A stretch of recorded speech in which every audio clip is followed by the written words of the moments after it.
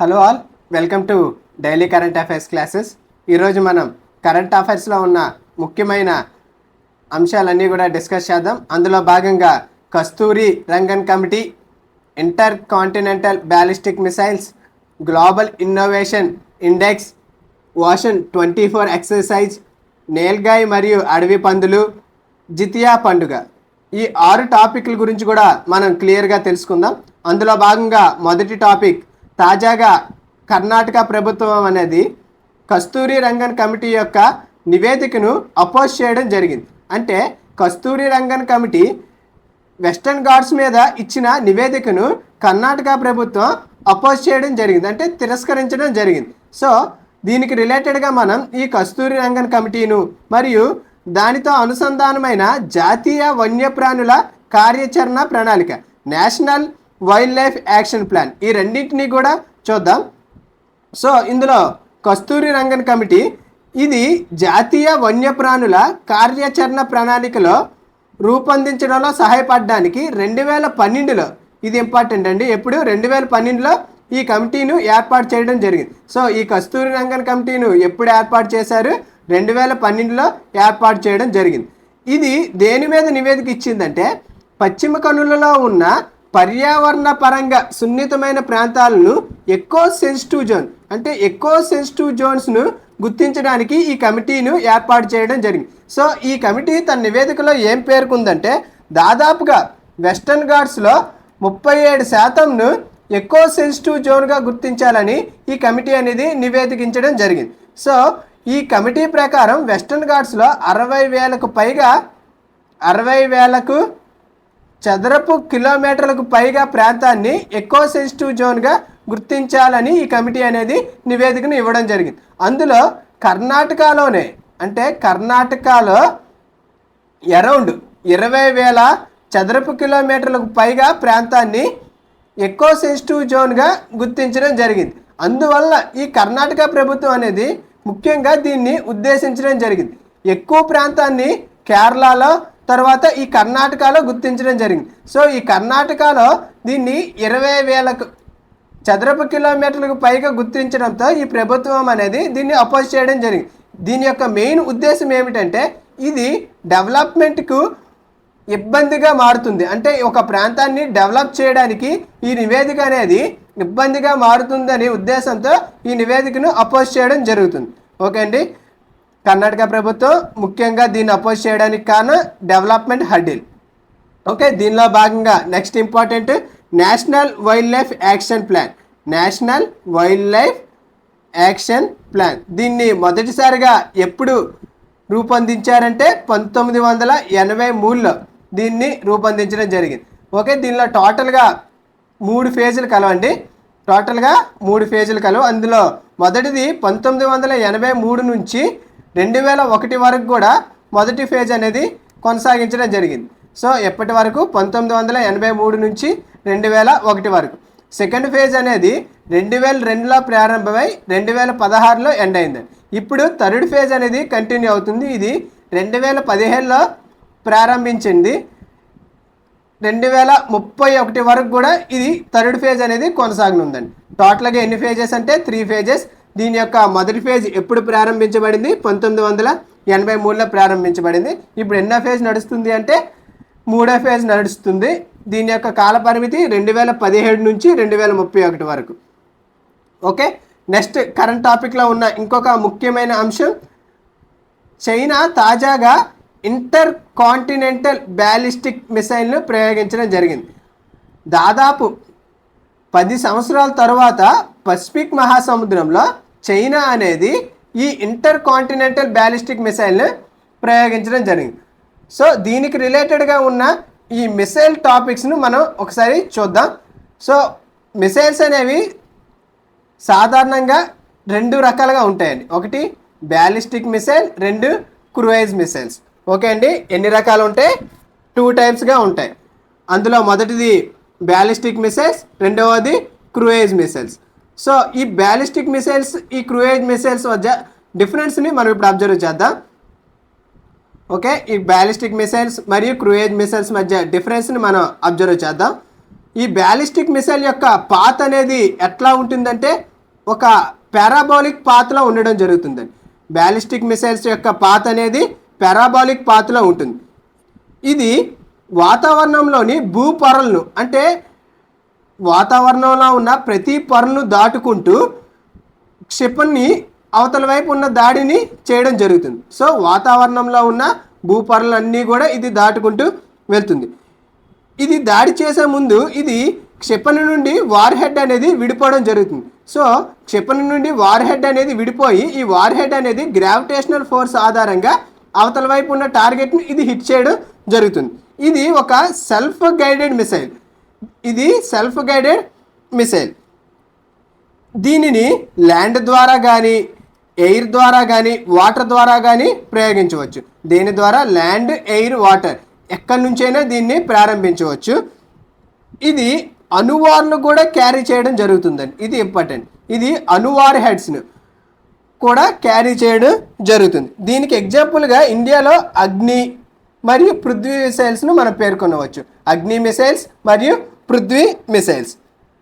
So cruise missiles అనేవి బ్యాలిస్టిక్లో కాకుండా ఇది ఒక స్ట్రైట్గా అంటే మిసైల్ అనేది ఇక్కడ విడిచిపెట్టడం జరిగితే టార్గెట్ ఇక్కడ ఉంది అంటే ఇది ఒక స్ట్రైట్ పాత్లో కానీ కొంచెం కర్వ్డ్ పాత్లో కానీ ఏమైనా హిల్స్ ఉంటే కొంచెం కర్వ్డ్గా, లేదు అంటే చాలా స్ట్రైట్గా వెళ్ళి టార్గెట్ని అనేది ఇది హిట్ చేయడం జరుగుతుంది. అంటే దీనిలో ముఖ్య లక్ష్యం ఏంటంటే ఇది ముందుగానే లక్ష్యాన్ని అంటే టార్గెట్ని ఫిక్స్ చేయడం జరుగుతుంది. దీనిలో టార్గెట్ని ముందుగానే ఫిక్స్ చేయడం జరుగుతుంది. దీన్ని కూడా మనం ల్యాండ్ ద్వారా, ఎయిర్ ద్వారా, వాటర్ ద్వారా ప్రయోగించవచ్చు. దీని యొక్క ట్రావెల్ స్పీడ్ అనేది సబ్సోనిక్, సూపర్సోనిక్, హైపర్సోనిక్. దీని యొక్క ట్రావెల్ స్పీడ్ అనేది సబ్సోనిక్లోని ఉంటుంది, సూపర్సోనిక్లో ఉంటుంది, హైపర్సోనిక్లో కూడా ఉంటుంది. ఈ సబ్సోనిక్లో సాధారణంగా ఈ మిసైల్ యొక్క స్పీడ్ అనేది ధ్వని కంటే తక్కువగా అంటే లెస్ దాన్ 1 మ్యాక్స్ స్పీడ్గా ఉంటుంది. దీని యొక్క స్పీడ్ అనేది లెస్ దాన్ 1గా ఉంటుంది. ఈ సూపర్సోనిక్లో దీని యొక్క స్పీడ్ అనేది మోర్ దెన్ మ్యాక్ 1 అనమాట. మ్యాక్ 1 కంటే దీని యొక్క స్పీడ్ అధికంగాను మ్యాక్ 5 కంటే తక్కువగా ఉంటుంది. అంటే దీని యొక్క రేంజ్ అనేది 1 to 5 మ్యాక్స్ స్పీడ్ మధ్యన ఉంటుంది. హైపర్సోనిక్లో దీని యొక్క స్పీడ్ అనేది మోర్ దాన్ 5 మ్యాక్ అనమాట. మ్యాక్ 5 కంటే ఇది అధికంగా ఉండడం జరుగుతుంది దీని యొక్క స్పీడ్. సో దీనికి ఎగ్జాంపుల్గా మనం బ్రహ్మోస్ కానీ నిర్భయ కానీ మనం ఎగ్జాంపుల్గా దీనిలో చూడవచ్చండి. ఈ క్రూయిజ్ మిసైల్స్కి ఎగ్జాంపుల్గా బ్రహ్మోస్ కానీ నిర్భయ కానీ. సో దీనికి రిలేటెడ్గా ఏం జరిగింది, తాజాగా చైనా అనేది ఇంటర్ కాంటినెంటల్ బ్యాలిస్టిక్ మిసైల్స్ అనేది ప్రారంభించడం జరిగింది. మొదటి ఇంటర్ కాంటినెంటల్ బ్యాలిస్టిక్ మిసైల్స్ అనేవి యునైటెడ్ స్టేట్స్ 1959లో మొదటిసారిగా దీన్ని ఉపయోగించడం జరిగింది. దీని యొక్క రేడియస్ ఎంత దూరం అంటే 5500 కిలోమీటర్ల దూరం వరకు కూడా ఇది వెళ్ళడం జరిగింది. ఓకే అండి, దీని యొక్క డిస్టెన్స్ ఎంతవరకు అంటే 5500 కిలోమీటర్ల వరకు. ఓకే, నెక్స్ట్ కరెంట్ టాపిక్లో ఉన్న ఇంకొక ఇంపార్టెంట్ నివేదిక గ్లోబల్ ఇన్నోవేషన్ ఇండెక్స్. దీన్ని ఎవరు విడుదల చేస్తున్నారంటే ప్రపంచ మేధో సంపత్తి సంస్థ, వరల్డ్ ఇంటలెక్చువల్ ప్రాపర్టీ ఆర్గనైజేషన్ దీన్ని విడుదల చేసే సంస్థ. తాజాగా ఇది 2024 గాను తన నివేదికను విడుదల చేయడం జరిగింది. సో ఇందులో మొదటి స్థానంలో స్విట్జర్లాండ్ ఉందండి. ఫస్ట్ ప్లేస్లో ఎవరున్నారు అంటే స్విట్జర్లాండ్ ఉంది. ఇండియా అనేది ఎన్నో స్థానంలో ఉందంటే 39వ స్థానంలో ఇండియా అనేది ఉండడం జరిగింది. సో 2023లో ఇండియా అనేది 40వ స్థానంలో ఉంటే 2024లో ఇండియా అనేది ఒక స్థానం తగ్గి 39వ స్థానంలో ఉండడం జరిగింది. సో ఇది ఇంపార్టెంట్ అండి. ఇండియా అనేది ఎన్నో ర్యాంక్లో ఉంది, 39th ర్యాంక్. గ్లోబల్ ఇన్నోవేషన్ ఇండెక్స్లో ఇండియా ర్యాంక్ ఎంత, 39th ర్యాంక్. దీన్ని ఎవరు విడుదల చేస్తారు అంటే వరల్డ్ ఇంటలెక్చువల్ ప్రాపర్టీ ఆర్గనైజేషన్ అనేది దీన్ని విడుదల చేయడం జరుగుతుంది. దీనిలో మొదటి స్థానంలో ఎవరున్నారంటే స్విట్జర్లాండ్ అనేది నిలవడం జరిగింది. దీని యొక్క థీమ్ ఏంటి అంటే సామాజిక వ్యవస్థాపకత యొక్క పెరుగుతున్న ప్రాముఖ్యతను హైలైట్ చేయడం దీని యొక్క ముఖ్య ఉద్దేశం అండి. సామాజిక వ్యవస్థాపక యొక్క పెరుగుతున్న ప్రాముఖ్యతను హైలైట్ చేయడం దీని యొక్క ముఖ్య ఉద్దేశం. సో ఈ world intellectual property organization headquarters ఎక్కడ ఉంది అంటే జెనీవాలో ఉంది. ఇది కూడా ఇంపార్టెంట్ అండి. దీని యొక్క హెడ్ క్వార్టర్స్ ఎక్కడ ఉంది? జెనీవాలో ఉంది. దీన్ని మొదటిసారిగా ఎప్పుడు స్థాపించారంటే 1967లో దీన్ని స్థాపించడం జరిగింది. దీని యొక్క సృజనాత్మకతను గుర్తించడం దీని యొక్క ముఖ్య లక్ష్యం మరియు ఆవిష్కరణలను గుర్తించి దాన్ని ఉత్తేజపరచడం ఈ సంస్థ యొక్క ముఖ్య లక్ష్యం.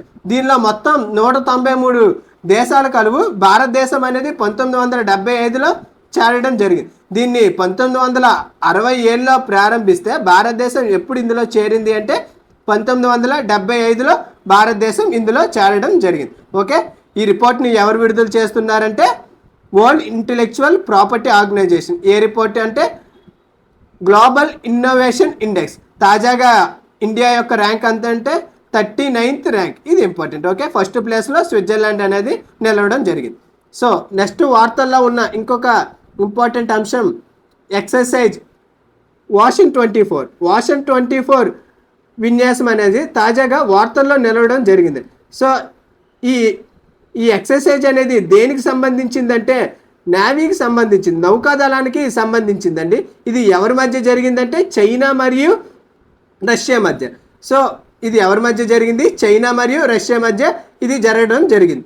400కు పైగా యుద్ధ నౌకలు మరియు 90,000కు పైగా సైనిక సిబ్బంది అనేది పార్టిసిపేట్ చేయడం జరిగింది. సో ప్రపంచంలోనే ఇది అతి పెద్ద విన్యాసం. సో అందువల్ల మనం దీన్ని ఖచ్చితంగా గుర్తుపెట్టుకోవాలండి. ఈ వాషన్ 24 ఎక్సర్సైజ్ అనేది ఎవరెవరి మధ్య జరిగింది? రష్యా మరియు చైనా మధ్య జరిగింది. ఇది ఏ ఎక్సర్సైజ్ అంటే నేవల్ ఎక్సర్సైజ్. నెక్స్ట్ కరెంట్ టాపిక్లో ఉన్న ఇంకొక అంశం నీలగాయ మరియు అడవి పందులు. దీన్ని తాజాగా బీహార్ ప్రభుత్వం అనేది చంపడానికి, అంటే ఈ నీలగాయ మరియు అడవి పందులను చంపడానికి బీహార్ ప్రభుత్వం అనేది ఆమోదించడం జరిగింది. ఏ ప్రభుత్వం? బీహార్ ప్రభుత్వం అనేది వీటిని చంపడానికి ఆమోదించడం జరిగింది. ఇది పంట పొలాలను నాశనం చేయడం వలన ఈ బీహార్ ప్రభుత్వం అనేది వీటిని చంపడానికి ఆదేశించడం జరిగిందండి. ఓకే, ఎందువల్ల అంటే ఇది పంట పొలాలను నాశనం చేస్తుంది. అందువల్ల ఈ బీహార్ ప్రభుత్వం అనేది వీటిని చంపడానికి ఆదేశించడం జరిగింది. ఏ జీవులని అంటే నీలగాయ మరియు అడవి పందులు. ఏ రాష్ట్రం అంటే బీహార్ ప్రభుత్వం. ఓకే, నెక్స్ట్ కరెంట్ టాపిక్లో ఉన్న ఇంకొక ముఖ్యమైన పండుగ జితియా లేదా జీవిత పుత్రిక పండుగ. దీనిని ముఖ్యంగా ఏ రాష్ట్రంలో జరుపుకుంటారంటే బీహార్లో జరుపుకోవడం జరుగుతుందండి. దీంతో పాటుగా ఉత్తరప్రదేశ్, జార్ఖండ్, నేపాల్లో కూడా దీన్ని జరుపుకోవడం జరుగుతుంది. ఇది ఒక హిందూ ఫెస్టివల్. దీన్ని ముఖ్యంగా ఏ రాష్ట్రం జరుపుకుంటారంటే బీహార్ రాష్ట్రం. ఇది ఏ పండుగ అంటే జితియా పండుగ. దీనిని జరపడానికి ముఖ్య ఉద్దేశం పిల్లల యొక్క శ్రేయస్సు కొరకు, దీర్ఘాయువు కొరకు మరియు ఇతరుల శ్రేయస్సు కోసం దీన్ని జరుపుకుంటారండి. ఇది ఒక 3 రోజుల పండుగ. దీన్ని ఏ రాష్ట్రంలో ముఖ్యంగా జరుపుకుంటారంటే బీహార్. ఏ పండుగ అంటే జితియా పండుగ. అది ఫ్రెండ్స్ ఈరోజు కరెంట్ టాపిక్లో ఉన్న ఇంపార్టెంట్ అంశాలు. దీని యొక్క పీడిఎఫ్ని వీడియో కింద ఉన్న డిస్క్రిప్షన్లో టెలిగ్రామ్ ఛానల్ మెన్షన్ చేయడం జరిగింది. ఆ టెలిగ్రామ్ ఛానల్లో ఈ పీడిఎఫ్ని అప్లోడ్ చేస్తున్నా. Thank you for watching.